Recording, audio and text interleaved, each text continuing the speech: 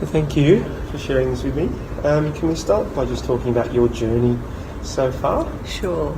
So I was first diagnosed in the end of 2002 after having a lot of little things happen that I'd gone back and forth to doctors, dentist, a little bit of jaw pain, some my eye blacking out, and a few things like that, and always being told, no, it's nothing, or we can't find anything.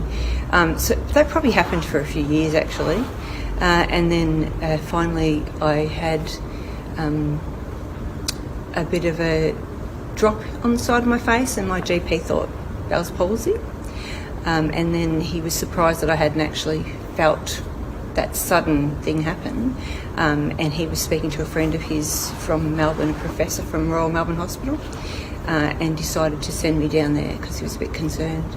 And then we found it wasn't relevant to that particular specialist, and he passed me on to an ear, nose and throat specialist, and I had a CT scan and they found a tumour in my salivary gland. And it was a big shock. It's a big shock. You said it was a few years between that and your initial, observations. Did they feel that could have very well been there a few years ago? Definitely, yeah, in hindsight. I had 3 of my wisdom teeth removed because I had jaw pain, and I still had that jaw pain after they were removed. But I kept, after I'd been to the doctors and they didn't find anything, I just thought, oh well, it's nothing. That's what they tell you. It's nothing.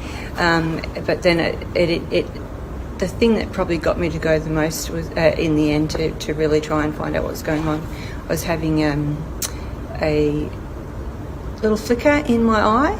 And one of my nieces had said to me, "Oh, Auntie Jenny, have you got a lazy eye?" And I thought, she's noticed. And I'd been saying to people, I've got this flickering in my eye, and people were saying, oh, that happens to me, I have that happen all the time.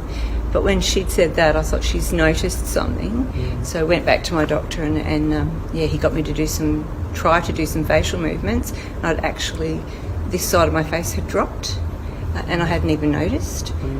So he referred me on to the specialist. What was your initial response? I guess most people in this day and age, they go on Google and they start researching. Yes, what was your response from that perspective? Yeah, the specialist actually said to me, because I'd never heard of ACC, he did say it was rare, and I really wanted to get some information. So I Googled, my sister Googled, and the information we came up with was not very helpful. It was quite negative. It was a lot of medical terms and very hard to understand.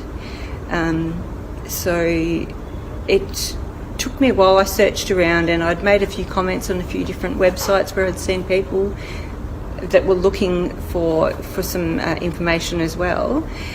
And I was just really lucky that another member of our group, Sylvia, saw one of the posts that I'd put on there, and she's just been wonderful. I think she's picked quite a few people up, plucked us out of nowhere and referred us to this group. And it was just so wonderful to actually speak to people that had the same sort of cancer, and it was just wonderful. Yeah. And to speak to people in simple, plain terms of what was going on with us without having the medical jargon, which was hard to understand and not really relevant to how you're actually feeling. Yeah. Have you found that's been one of the most important parts about being a part of this group? I mean, you've been here since at the first conference, is that right? Yeah, so. Absolutely. And I think that most of us are pretty open with and happy to speak about our condition and the issues that we have, but you don't really want to speak to your family about it.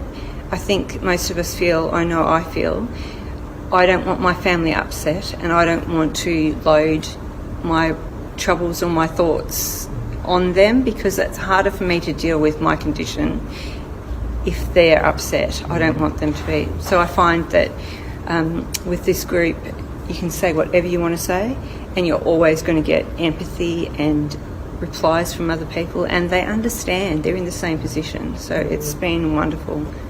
Have you found your family have also been a part of the group and it's helped them as well? I haven't. They haven't been a part of. Oh, my husband has. Yeah. He did not want to come to the first conference. He was. We don't talk about it a lot, but when he did come to the second one that I attended, he's now attended all the rest. He's here at this one, and I think quite a bit of chatter goes on with the spouses when the warriors are together, and I think they're supporting each other, and I think that's been really wonderful too.